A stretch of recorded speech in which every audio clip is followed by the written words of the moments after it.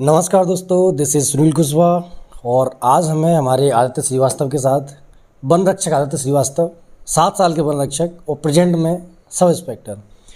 तो इनसे हम जानेंगे कि कैसे वन रक्षक की तैयारी करें और कैसे फॉरेस्ट गार्ड बना जाए, कैसे कैसे एसआई बना जाए। इसके बारे में वीडियो बन चुका है, आप वो देख लीजिएगा चैनल पर, उसके वीडियोज़ है। ये कैसे एसआई बने, कैसे वन रक्षक से एसआई बने, इनका सफ़र कैसा रहा, उस सब के बारे में आपको चैनल पर मिल जाएगा।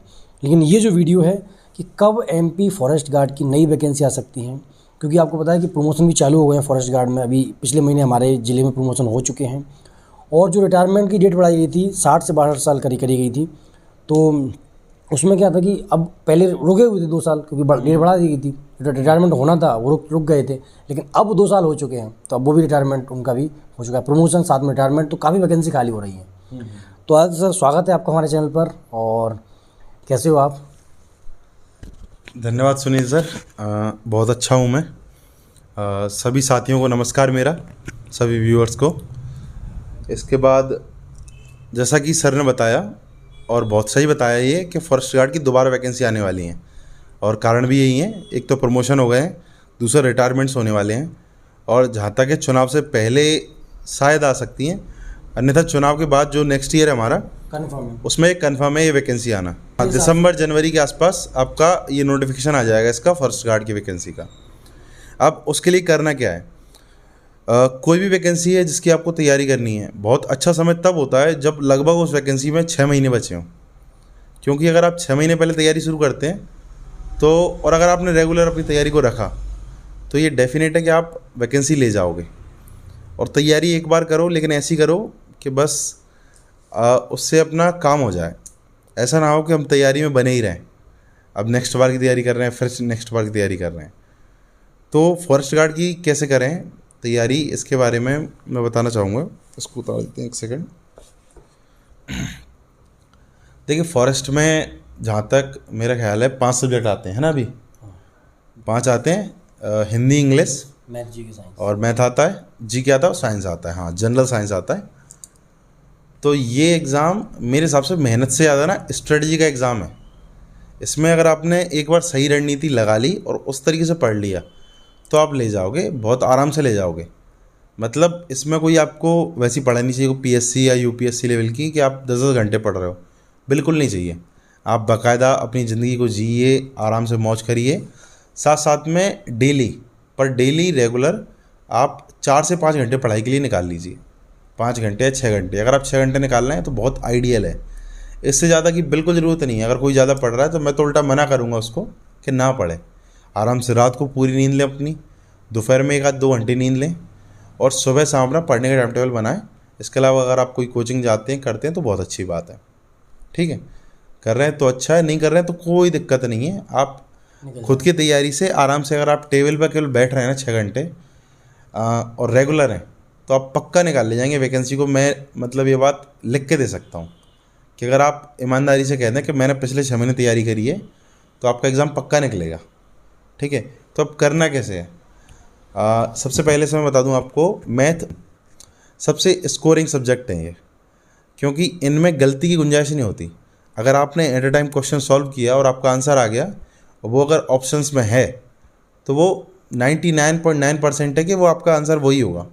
इसमें ऐसा नहीं होता कि आपने कुछ गलत कर लिया।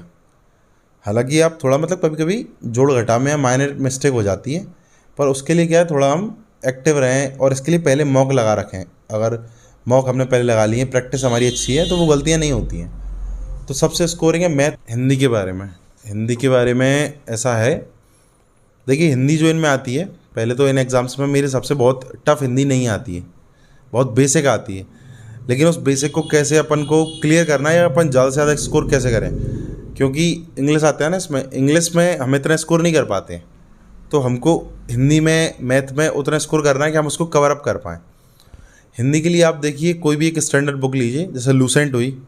लूसेंट हिंदी जनरली सबके पास होती है, हर डिस्ट्रिक्ट में मिलती भी अपने यहाँ। तो लूसेंट हिंदी को ही ले लें आप, या फिर कोई और आपके पास बुक है तो आप उसको ले लें। एक बार आप सारी यूनिट्स पढ़ लें एक एक करके, ज़्यादा नहीं, एक दिन में 1 यूनिट ख़त्म करें या 2 दिन में 1 चैप्टर ख़त्म करें, लेकिन आराम से पढ़ें, अच्छे से पढ़ें। उसके बाद उसके जो ऑब्जेक्टिव दिए होते हैं हम वो लगाएं। ठीक है। एक बार आप अगर इस तरह से एक बुक को कंप्लीट कर लेते हैं, जो अगर आप रेगुलर और डेली केवल 1 घंटा पढ़ रहे हैं इस सब्जेक्ट को, तो आप मेरे हिसाब से 1 से 1.5-2 महीने में कवर कर लेंगे। उसके बाद आप जिसके PYQ हैं, मतलब फॉरेस्ट गार्ड के या पुलिस कांस्टेबल के या जेल प्रहरी के, उधर से क्वेश्चंस लगाना शुरू करें। तो जो हिंदी के क्वेश्चंस वहाँ हैं और जो आपको लगता है कि आपकी ये यूनिट कमज़ोर रह गई है, तो फिर आके दोबारा उसको पढ़ें। इस तरह से आप प्रैक्टिस करेंगे तो हिंदी आपकी बहुत अच्छी कवर हो जाएगी। और केवल PYQ करने से और प्रैक्टिस से आप बहुत अच्छा कर सकते हैं। लेकिन बस ये है कि ये चीज़ करनी पड़ेगी, इम्प्लीमेंट करेंगे आपको रिजल्ट दिखेंगे। और इंग्लिश में भी लगभग ऐसा ही है।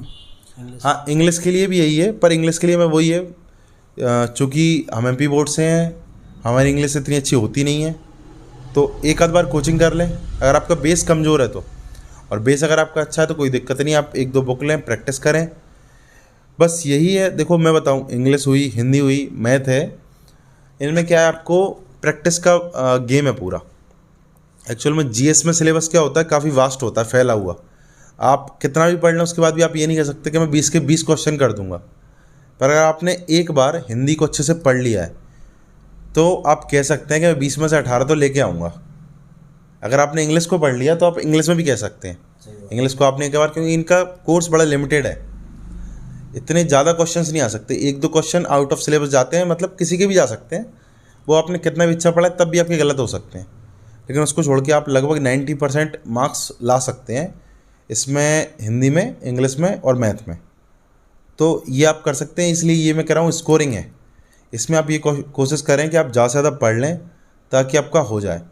इसके बाद साइंस भी इसी तरह का है। अगर साइंस आपने किसी भी अच्छी बुक से पढ़ा है, और अच्छी बुक में मैं कहूँगा अगर कोई भी आप साइंस की अगर लूसेंट पढ़ रहे हैं, विज्ञान की जो आती है, अच्छा है, लेकिन उसके साथ में एक बार NCERT बुक्स जो होती है हमारी साइंस की, विशेषकर साइंस की ज़रूर पढ़ लें, क्योंकि बहुत मज़ा आता है पढ़ने में। हाँ, साइंस को पढ़ने बहुत मज़ा आता है। मैंने 1-2 चैप्टर पढ़ाए भी थे इसी चैनल पर साइंस के, NCERT से। बहुत, हालांकि इतना मैं पढ़ा नहीं पाया ज़्यादा, लेकिन साइंस को मैंने पढ़ा है कई बार, NCERTs को। उनको पढ़ने में बड़ा अच्छा लगता है और पढ़ाने में भी मतलब अच्छा लगता है। आप पढ़ सकते हैं, मैं आपस में डिस्कस कर सकते हैं दोस्तों में। साइंस, अगर मैंने देखा है साइंस के क्वेश्चंस जो आते हैं आजकल, NCERT की लाइंस आती हैं एग्जैक्ट उठ के क्वेश्चंस में, मतलब जो वहाँ पर एग्जाम्पल्स में दिया है या उस वहाँ पर जो लाइन दी है, तो वहाँ से सीधे क्वेश्चन बनते हैं। आपको अगर कभी लगता है कि क्वेश्चन आजकल थोड़ा स्टैंडर्ड बढ़ गया या कहाँ से आ रहा है समझ में नहीं आ रहा, तो आप एक बार NCERT पढ़ लो, फिर देखो आपके कैसे मार्क्स आते हैं विज्ञान वगैरह में। तो विज्ञान आपके लिए बहुत ईजी हो जाएगा। और ये 4 सब्जेक्ट अगर आपने स्कोर कर लिए तो GS अगर आपका एवरेज भी है तो आप मतलब वैकेंसी निकाल ले जाओगे जहाँ तक है। तो GS का तो वही है, GS तो आप जैसे पढ़ ही रहे हो वैसे ही पढ़ते रहिए, क्योंकि GS एक ऐसा सब्जेक्ट है, मैं नहीं मानता कि उसमें बहुत अच्छे नंबर आप ला सकते हो हमेशा। हमेशा अच्छे नंबर नहीं आते, कभी सिंपल ईजी आया तो अच्छे नंबर आते। लेकिन इंग्लिश, हिंदी, मैथ और साइंस, ये 4 टॉपिक ऐसे हैं, 4 सब्जेक्ट मतलब आप मान लीजिए ऐसे हैं जिनमें आप अच्छा स्कोर कर सकते हो। ठीक है, तो ये वैकेंसी आपको पता है कि जल्दी आने वाली हैं, या तो अभी आ जाएंगी इलेक्शन से पहले, या फिर इलेक्शन के बाद तो तुरंत ही आनी है, क्योंकि बहुत सारी पोस्ट खाली हैं। मैं खुद वन रक्षक हूँ, मुझे पता है, 2-2 बीटें मैं संभाला हूँ पिछले 2 साल से। तो क्या करें। उम्मीद है कि आप जैसे ही वन रक्षक बनोगे हमारे पास ज़रूर, हमारी बीट पर ज़रूर आओगे और बाहर काम करोगे हमारा आकर। तो आदित्य सर, बहुत बहुत धन्यवाद, आप हमारे स्टूडेंटों के लिए आए, और उम्मीद करते हैं कि ऐसे आते रहोगे। अरे बिल्कुल, ठीक है, स्टूडेंट्स के लिए हमेशा। हमने तो सोचा था कि स्टूडेंट्स को मतलब इस बार जो वैकेंसी का एक दौर आया था हमारे यहाँ, उसमें पूरा गाइडेंस देंगे, पढ़ाएंगे, क्योंकि मेरी थोड़ा पढ़ाने की इच्छा थी। मतलब कि मैं पढ़ाना चाहता हूँ, ऐसा नहीं है। पुलिसिंग मुझे बड़ी, मैं बचपन से जुड़ा रहा हूँ, मेरी मदर पुलिस में है, भैया मेरे पुलिस में है, तो पुलिस से अलग लगाव है मेरा, तो वो जॉब अच्छी है। पर मैं साथ में थोड़ा पढ़ाना भी चाहता था, मतलब एज ए सोशल सर्विस मान लीजिए आप। तो वो मेरा अभी कोशिश की थी मैंने सुनील सर के चैनल के माध्यम से, और थोड़ा बहुत शुरू ही हो पाया था, लेकिन किस्मत ने नहीं चाहा, ज्वाइनिंग आ गई मेरी, तो जाना पड़ा मुझे। लेकिन आगे अगर मुझे समय मिलता है, आप भी तो ट्रेनिंग चल रही है मेरी, ट्रेनिंग में तो समय इतना रहता नहीं है पुलिस में। ट्रेनिंग के बाद अगर मुझे समय मिलेगा तो मैं फिर से शुरू करूँगा क्लासेस वगैरह, एक आध घंटे लेना।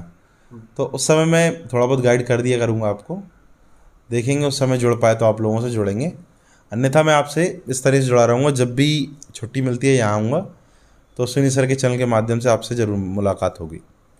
तो बहुत बहुत धन्यवाद आदित्य सर, और उम्मीद करता हूँ कि आप हमेशा ऐसे मोटिवेट करोगे स्टूडेंटों को, बिल्कुल बिल्कुल सही, क्योंकि इससे काफ़ी हेल्प मिलती है। देखिए, स्टडी आपने भी करी है, मैंने भी करी है, आदित्य ने भी करी है। तो इससे क्या होता है कि जब आप पढ़ते हो ना, तो आपको मोटिवेशन तो आपको हमें 100% आता ही है, आता है। कभी ना कभी आपको आ ही जाएगा। आपने 1 महीने पढ़ लिया, जब आप क्वेश्चन लगाओगे, मान लिया आपको 2-3 क्वेश्चन गलती हो गई, जो कि आपने पढ़ा था, सब्जेक्ट पढ़ा था, लेकिन उस क्वेश्चन नहीं कर पाए, तो आपको लगेगा कि यार मैं क्या पढ़ रहा हूँ यार।